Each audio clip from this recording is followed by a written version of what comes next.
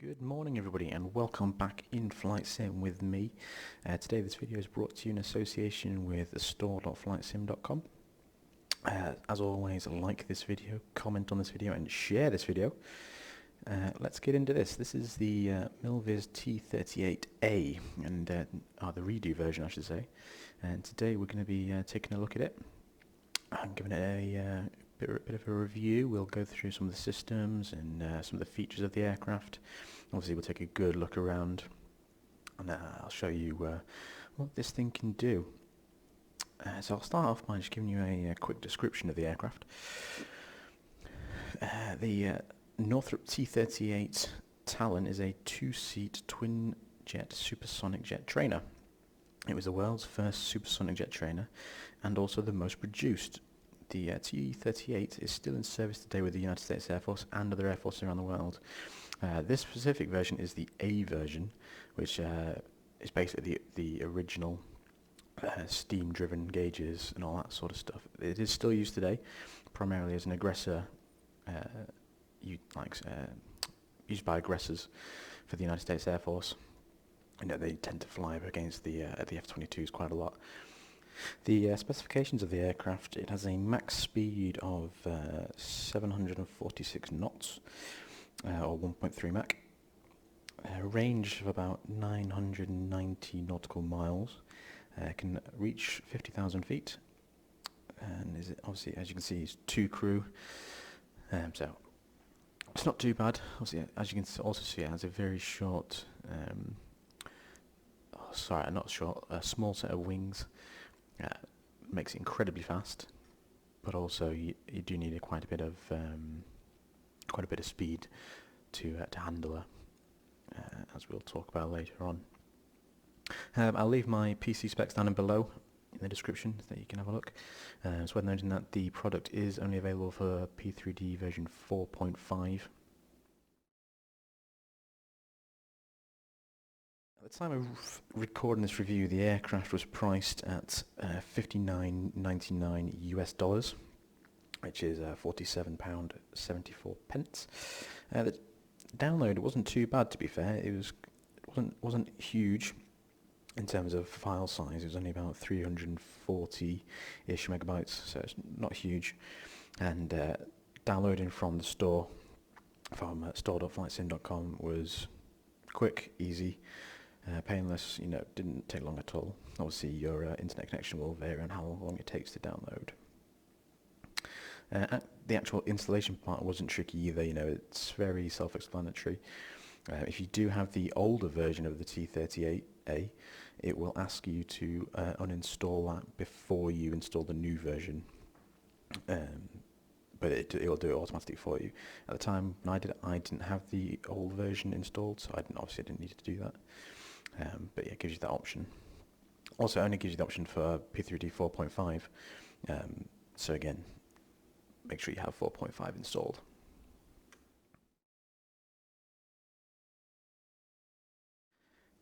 The aircraft comes with a pretty comprehensive manual to read. The areas that it covers is the introduction to the aircraft, the installation, configuration, the Milviz Addon management system, which I'll talk about a little bit later on, the failure system that's modelled in the aircraft, the in-game menus that are available, a layout of the cockpit so it shows you where all the switches are and all that sort of good stuff, and a normal procedures, kind of like a checklist pretty much, but also gives you a bit more information for certain stages of flight in there as well. One little bit of a letdown for me anyway was that this is labelled as a study level aircraft, and they have modelled in a failure system which is massive in terms of what it can do. You can go from landing gear failure, electrical systems failure, hydraulic failure, and so on. But there is no documentation or checklist procedure or anything to cover the failures. For me anyway, in my experience dealing with aircrew and so on, they have an emergency procedure checklist that they fly with. This does not come with one. So for me, because it's the study level simulation and they have modelled it, I was a bit disappointed that that wasn't included. You know, certainly if you've got the failure system set realistic, you will encounter failures at various points during the flight. Not every flight, obviously, but you know, if you don't look after the aircraft sometimes or whatever, you will get failures. And it would have been nice to have some sort of documentation to refer yourself to. So I found whenever I did have an issue or a failure, I just sort of had to wing it and hope for the best rather than following a set step of procedures, which would have been nice, but not the end of the world. And maybe that's just my own personal preference I would have liked to have had, but like I said, it's not the end of the world.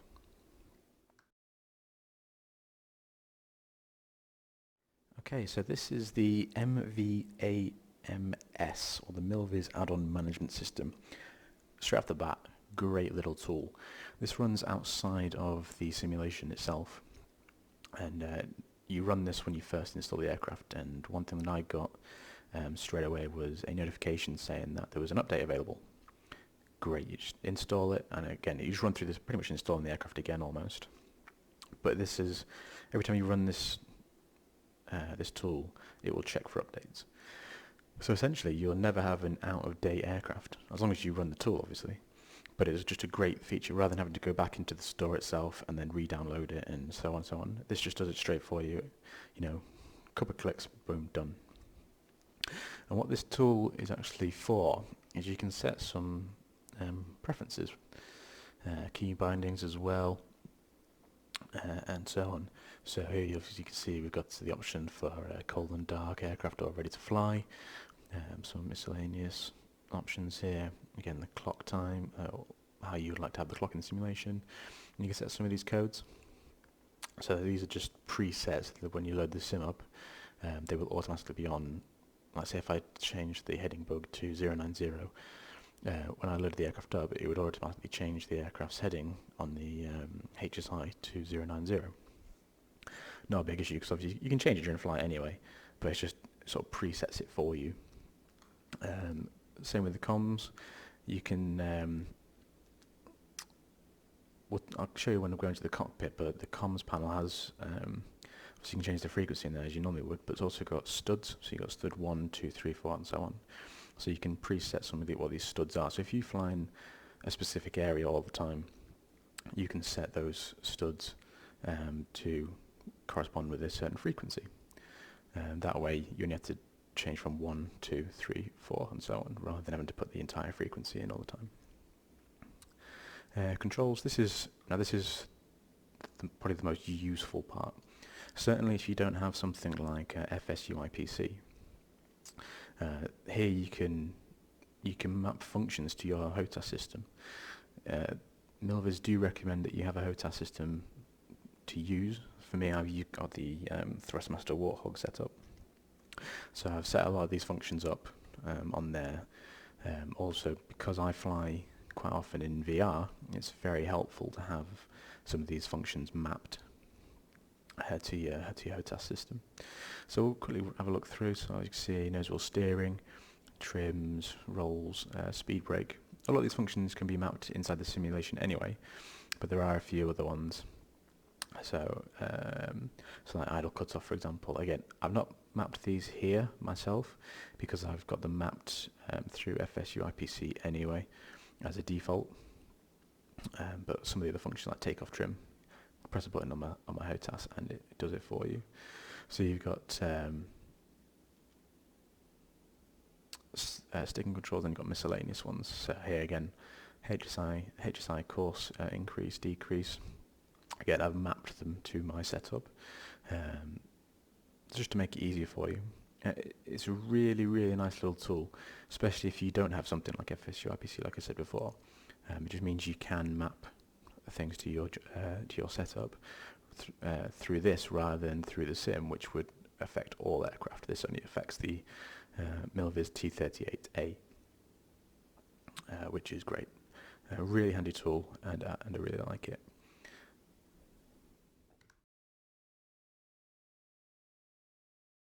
So let's have a look inside the cockpit then. This is probably where you're going to be most of the time. As I mentioned before, this is a study level simulation of the T-38A, and it's important that you do treat it as such. So make sure you do get your head in the manual and remember some of the speeds and figures will come in handy later on as you get to grips with the aircraft. As you can see, steam-driven gauges here pretty much, which is what you'd expect from an aircraft that was designed in the 1950s. But for me, it looks fantastic. All the texturing, lovely. The aircraft has PBR throughout everything, external and internal. As you can sort of see down here, you can see the dirt that you don't often see. I mean, developers are always pushing the boundaries, but here you can sort of see Milviz really have done that. You get a nice sense of this is a worn aircraft. It's seen some service. Just some of the scuffing around the panels. This is what it's like in real life. And certainly when you're in VR, again, you just get that. It just takes that level of immersion to the next level, and it's just fantastic. You do get a good view out the window, out the cockpit, I should say. Certainly in the front cockpit. The rear cockpit, which we'll just go to now, a little bit less of a better view, but it's still not too bad. The rear cockpit is fully functional, as is the front. So if you're into, if you can do a shared cockpit with someone, certainly if you were trying to teach them how to fly it, this would be great simulation to do that with, because it's all fully functional. I can imagine if you got some real world T-38A pilots in here, and certainly with a headset on, a VR headset, they would think they were in the real thing. Really nice. So let's just get up and close. You can see everything is, you can see it clearly. There's no blurry textures or anything like that. Even the animations are smooth, which I'll show you later on once we get airborne. It's all smooth and easy to read, and it's not difficult. So we'll have a quick look around the cockpit. So left-hand side is pretty bare. There's not a lot down here. So you've got the throttles there, and that's your takeoff trim right there. Some other trim settings there. The bulk of the instruments are up here, though, as you'd expect. If you're in your normal view here, you can see everything that you would need to anyway during the flight. So we've got what's that down there? So that's the fuel shut-off switches.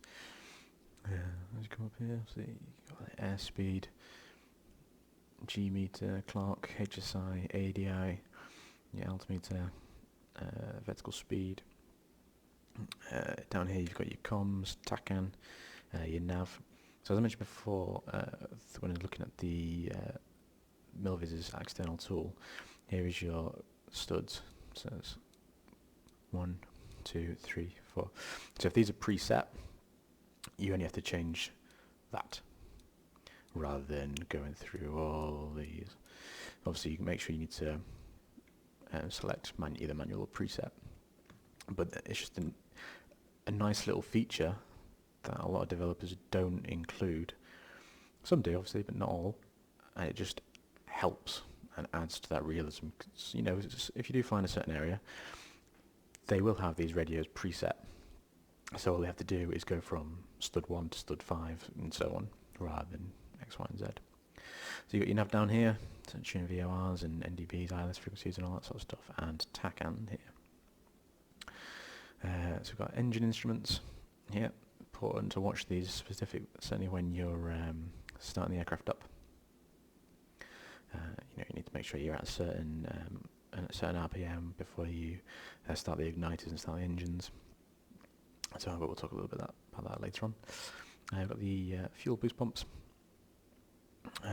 Jenny switches, oxygen, which is nice. So if you turn it on, you can hear the pilot breathing, and and so on. If you pull in, doing some like maneuvers, pulling some G, the pilot's breathing will intensify, as he starts to strain a little bit.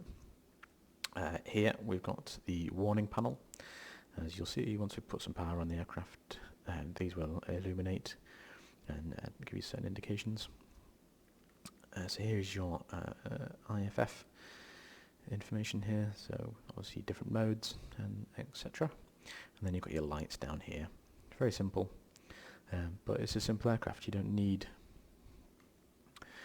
to have a busload of avionics in it. It wasn't designed for that. See, the later version, such as the C was, but that's a different aircraft entirely. So let's take a look at the night lighting. Both front and rear cockpit night lighting is independent from each other. So if you don't have to turn the rear one on if you have the front one on, and vice versa. So, as mentioned before when we did the cockpit tour, the cockpit lighting is controlled down here. So you can adjust how bright you want these. I mean, you can go really bright. But what's nice about it is that you get to choose how bright you want it. A lot of developers, it's simply an on or off effect. This isn't. This is a fully controllable effect. I mean, look how bright that is. I mean, if you can fly in that bright, then wow, good for you. But you can suit it or set it to your preference, and I really, really like that. It does make a big difference. Some people might have it really bright. Some people might want it really dim. Obviously, depending on what your simulation lighting settings will be, will depend on brightness. For me, I doubt Milviz would have modelled that like that. I'm putting that down to my own simulation lighting settings rather than the aircraft's the way it's been modelled. But it's just really nice. If you want to have it dark, you can do. I found as well, certainly with the VR headset on, that it was nice being able to control these functions. Because if it is really bright inside and then you look out, you are almost blinded by it. Whereas, because you can control it, you don't get that. Great stuff. As I mentioned, the rear is also the same, controlled down here on the right hand side. Exactly the same as the front.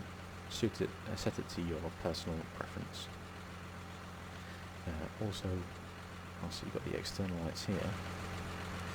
The lighting just looks really nice. You get the nice effect on the floor. The beacon rotates, you can see the effect rotating around. It's another level of realism. Again, it's not just an on or off with the beacon, like for example. It is actually doing what it does in real life and rotating around. Really, really nice. I know it's simple stuff, but again, when you're going for a fully study level simulation and you want everything right, this is what it is. Perfect. So as I mentioned before, this is the warning panel. So obviously it tells you what issues you have. So you'll see some of these. Obviously, if you have any issues during flight, obviously you'll get them down here. But as you tick through, and then as we start the engines, these will go out, and you'll get with the indications. Oxygen. You can hear the pilot breathing. Again, it's a nice effect that just adds to the realism. Again, a lot of developers neglect this, but I like it. I like being able to hear that oxygen. After a while, you don't hear it anyway. It becomes background noise or white noise, and you kind of just ignore it. But every now and again, you'll hear it, and you're like, oh yeah, it's just, I really like it. Great stuff.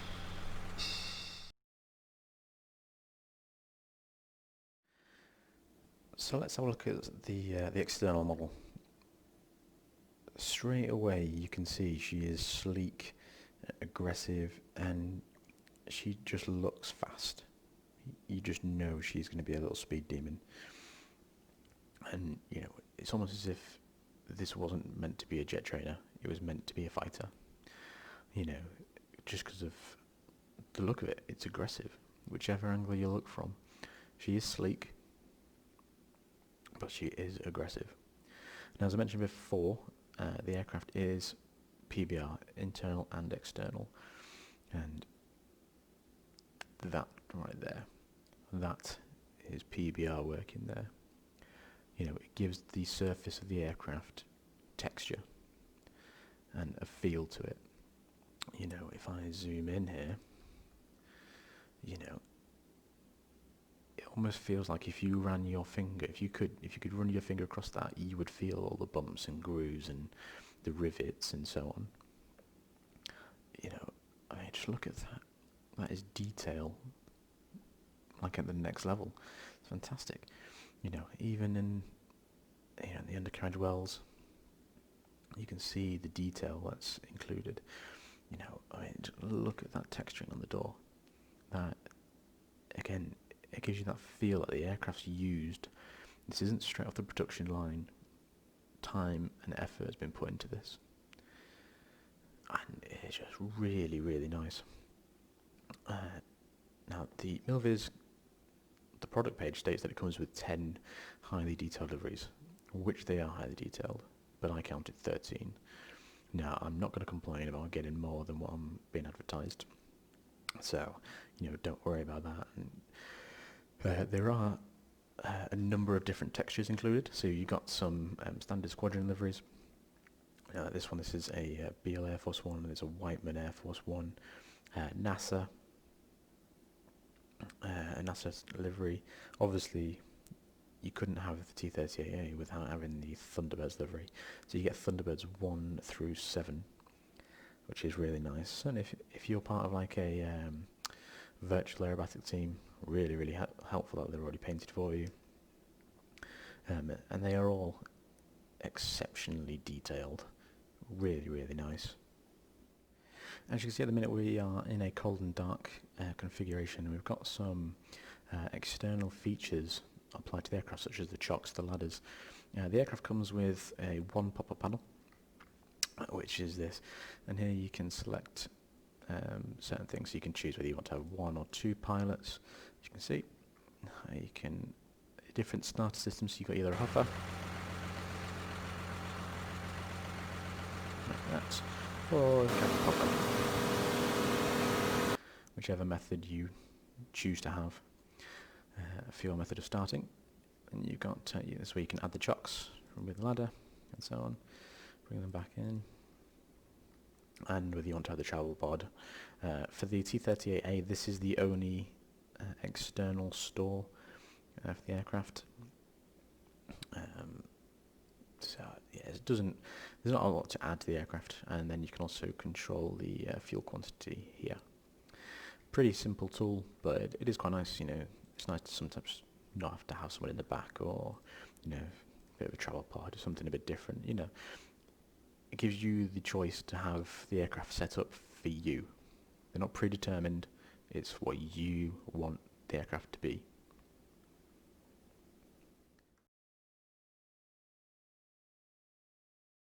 So let's talk about the sounds next. We'll start inside the cockpit, and all the sounds are just really, really nice. You know, all the switches have, you know, their own little sound, because they are different. You know, not every switch makes the same sound in real life. This is modelled here. You know, again, building on that level of immersion, it starts to take this product to another level. Like, you know, a lot of, well, seem to keep saying it, but a lot of developers don't do. But not with Milviz. They do it. Now, as I showed you before, you can have the huffer or puffer, which is required to start the engine, and you'll see just how loud they are. So if I put the huffer on, we've now got power, but you can hear it very, very loud. But one nice little feature that I do like is if I close the canopy,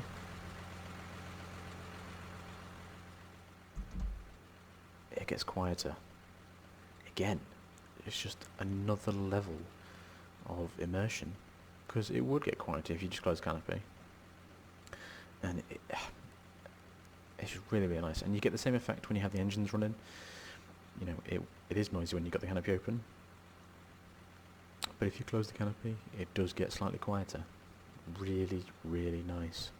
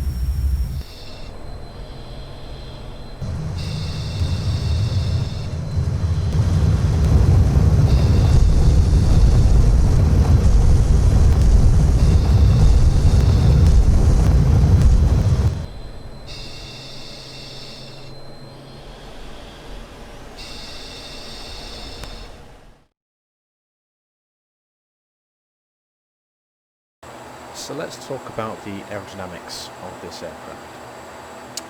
Milviz's T-38A redo is built on their highly successful ADV or advanced platform. What this means is that the flight dynamics are custom coded outside of the sim rather than inside the sim. So you've probably heard somewhere along the line sometimes that a lot of aircraft fly on the rails, because that's how the sim sort of like operates aerodynamically. But what Milviz have done, because it's operated outside of the sim, they're not bound by the effects of flying on the rails. So you get a much higher fidelity flight model. Certainly,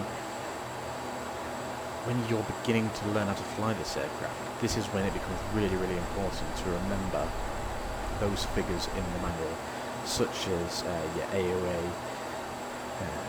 and your airspeeds and so on, because it's accurate to how it would be in real life. The flight model is just, I certainly noticed it myself. I noticed you get the little bumps and jiggles that you would normally get from certainly from flying through turbulence, and even just flying straight and level. You know, you do get the occasional little bump. You know, you do yaw slightly, you know, depending on the wind.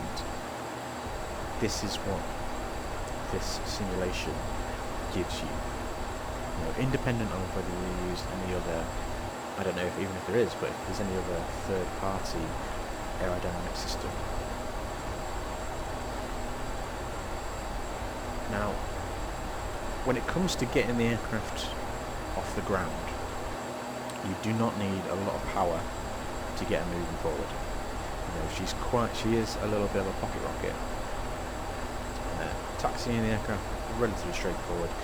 Make sure you get the nose wheel steering engaged, otherwise it is tricky to start to steer the aircraft. You know, you will need a huge apron to turn around. But other than that, you know, it's not difficult. It's a simple aircraft to operate.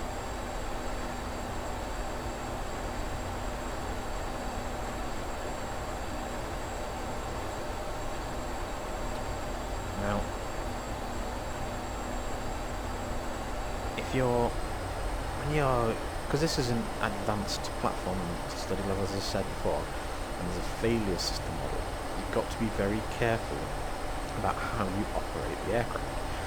You know, there's certain things you need to do. For example, you know, if you land too quickly, you'll hit or you'll cause damage to the aircraft. Actually, forget that bit. I'll scrap that. So when it comes to getting airborne with it, you know, the manual gives you a rough speed of about 140 knots, depending on how much fuel you have, obviously. And I found once you hit 140 knots, you know, which doesn't need much pull back on the stick to get airborne. You know, she does naturally want to fly it. That's how it feels to me, anyway.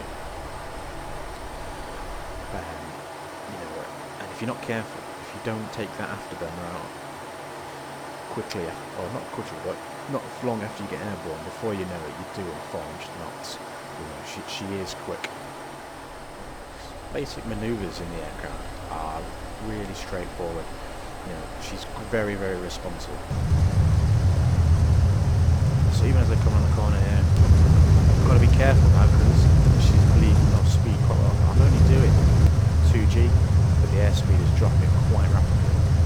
Throttles are just outside the afterburner range, so you've got to be very, very careful if you are doing manoeuvres. Certainly at altitude like I am here, because the airspeed will bleed off very, very quickly. But she handles really well, quite responsive.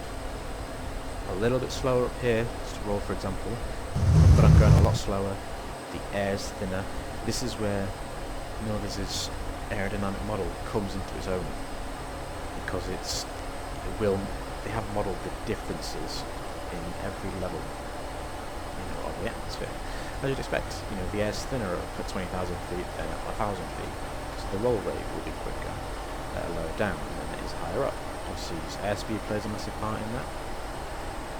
Again, it's really, really easy to handle. Certainly, up at this altitude. In the circuit, it's a little bit different, which is a bit harder. Really, really responsive. And look, actually, a lot faster now. Roll rates a lot better. You know, gotta be careful.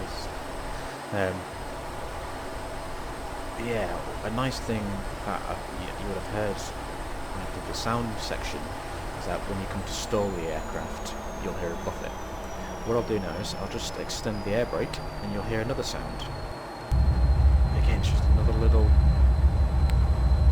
feature that, again, sometimes gets neglected with developers, and it does make a difference. And certainly, when you are in a headset as well, that level of immersion just increases tenfold, because you get all these little sounds, and you feel the aircraft a lot more than you would do normally, which is nice. So just bring the speed down here and I'll show you. Again, when you stall, when you hit the buffet, the cockpit shakes. That's what it's like in real life. You would get that.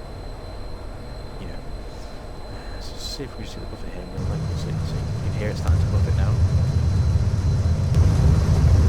There we go. There's the shake.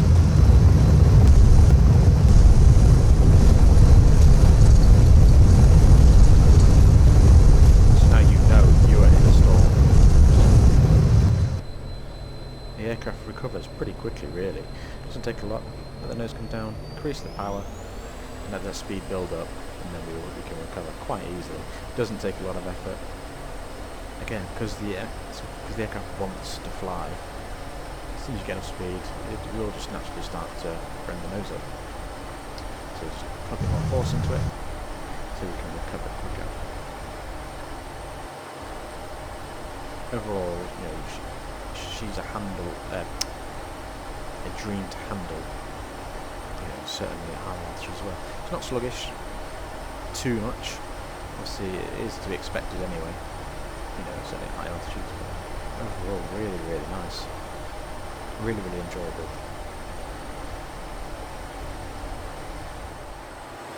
So as you'll enter the low-level environment, and as you can see, we're starting to snake our way through these mountains and valleys.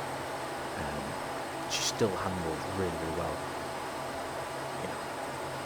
If you need a quick response, boom, she's in. She's not hanging around. She's really nice. She's coming over the ridgeline here, quicker over the top. Back down.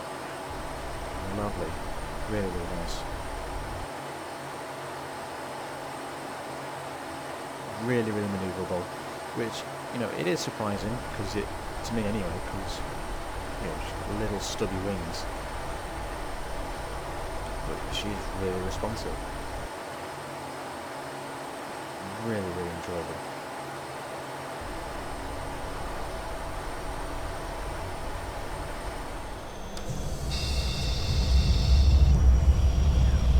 Although I'm not going to do a circuit right now. Just practicing. It does kind of get easier, but you're just constantly having to work. And I believe, in my opinion, it is down to the flight model. This isn't something you can just, point the nose where it goes, because it's taken into account or modelling or an effect of the air around the aircraft. Constantly moving around, jiggling. As you can see here now I'm landing, the aircraft is moving slightly. That's not me trying to jiggle the aircraft. I'm trying to land the aircraft, and so you constantly have to work with it. And certainly when you're trying to maintain speeds, because again with the failure system that the aircraft has, if you come down too hard or too heavy, too fast,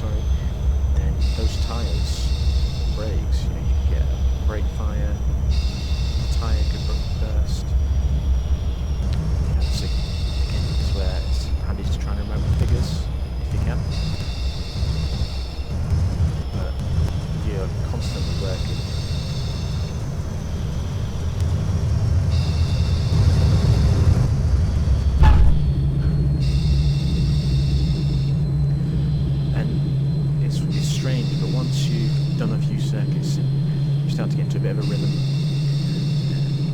Yeah, you can see the improvements. You get a real sense of like you're achieving something. Yeah,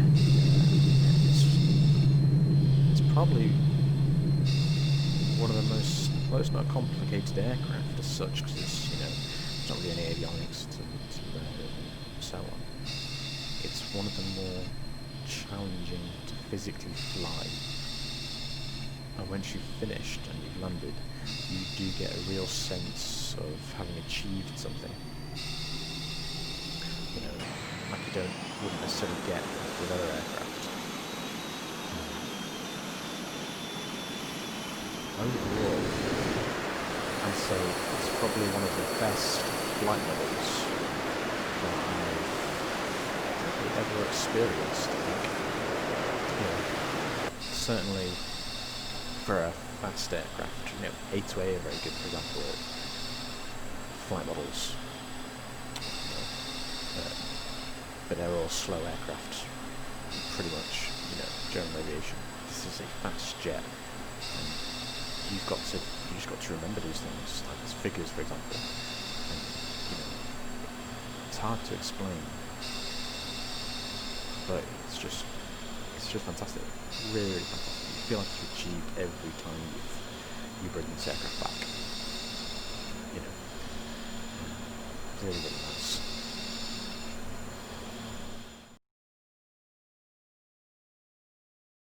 So let's have a look at the failure. Let's just move that through.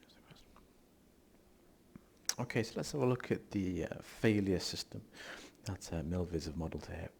For me, this is where the aircraft becomes not just an aircraft you can jump in and fly, but this is where you start to have to really monitor things, because everything has been modelled. Now, I'm led to understand that all these failures that they've modelled and everything like that, they've taken from real-world data, from the US Air Force, I think, or it's on NASA, and then they've implemented it on how often things will occur. So you're not going to get everything. You're not going to get an issue every flight. It's just important to remember that, but it's important to remember that you could get issues. So you have to follow procedures, if you had any. If you do have a failure, but they will occur at random times of a sortie. Or, of course, you can select, if you want to practice something, you can select something that you'd want to fail, so your airframe, stabilators, aileron, speed brake, rudder, flaps, and so on. There's also the option to change how often you would have a failure. So you got either no failures, realistic, or really poor maintenance of the aircraft, and everything in between. So again, that will adjust how often you will encounter failures. I like to keep it personally on realistic. It is fun having to deal with emergencies or issues with the aircraft. I've never really gone through or had an aircraft that's like that. Yes, I've had aircraft that are highly detailed and they claim to be study level and so on, but I've never had like a failure system like this as such. So again, it's really nice, a lot of fun, a lot of fun. But as I mentioned at the beginning when I was talking through the documentation, this is also where I feel it's been let down a little bit, because there is no documentation for it in terms of a checklist. If, say for example, if the landing gear fails to come down, what do? I don't know what to do specifically, in a study level aircraft, so I have to just go on what I have to wing it essentially, just put the gear up, then try and lower it again, or if I have an electrical failure, what's my procedure? So one of the best parts of the simulation, in my opinion, is the failures, or the failures that are modelled, and how often it is, and all sorts. You could even have like bird strikes, icing, so many options, but you just don't know what to do if you have one, unless you're a real world T-38 pilot, or you just wing it and hope for the best. So really nice. and I just wish I had more documentation for it. So let me just quickly talk about virtual reality. If you've ever read or seen one of my other reviews, I've always said that virtual reality takes your flight simulation experience to another level, even with a basic aircraft that has no systems. With this aircraft, you probably couldn't get any more realistic other than actually flying the real thing. The level of detail that Milviz has incorporated into the aircraft really comes alive once you put that VR headset on. For me, I use the Oculus Rift. I'd say probably about 90% of the cockpit instruments are legible. You know, obviously, once you get used to where instruments are and stuff, you can sort of gauge what certain things are reading. So, you know, for the engine instruments, for example, the RPM. You know, after a while, you get used to what it's reading. But also VR with this is probably one of the, in a way, it's kind of one of the disappointing things, because there is no in-game documentation for this aircraft, such as a checklist, whether it's normal procedure or emergency procedure. There's no in-game. So if you've got a VR headset on, unless you can have the ability to create your own gauge that you can create a pop-up panel or whatever, you have to try and look through a slit in your VR headset at a checklist on your iPad or on a bit of paper that you have written down. So you kind of lose the immersion a little bit from that. It would have been nice to have a pop-up panel of a checklist that you can just go through without having to look outside of your headset. But that is really the only issue I have with the entire aircraft. So to sum up my experience with the Milviz T-38A redo, this is a knockout aircraft, without a doubt, hands down a knockout aircraft. It's fun to fly, it's a challenge. Like I said before, every time you have flown it, you feel like you've accomplished something. You know, if Milviz sells this aircraft commercially, I can imagine, you know, if an Air Force wanted to use this in their simulation or to simulate for real world pilots, they would get everything they would want, every single thing they would want. Real world pilots, I'm sure, would tell you that this is as close as you can get to the real thing. So for me, if I had to rate this product out of 10, this would be a solid 9.9. For me, the reason why I would drop a 0.1 would be for the documentation, or the lack of an in-game documentation like a checklist, or for the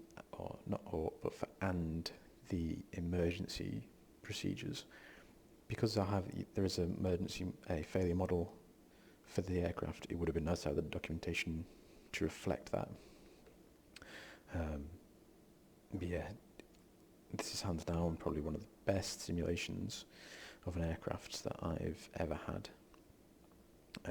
So if I could give you any advice for it, I'd say don't waste any time. Go and get this aircraft. You'll be left feeling a sense of satisfaction from everything. Yeah, absolutely stunning. Stunning. Milviz have done a really good job. Yeah, just knockout. Well, I hope you enjoyed this review, found it informative, and I hope that I've persuaded you to go and get it, because, like I said, you will not be disappointed. As always, thank you for tuning in, and I'll see you next time. Goodbye.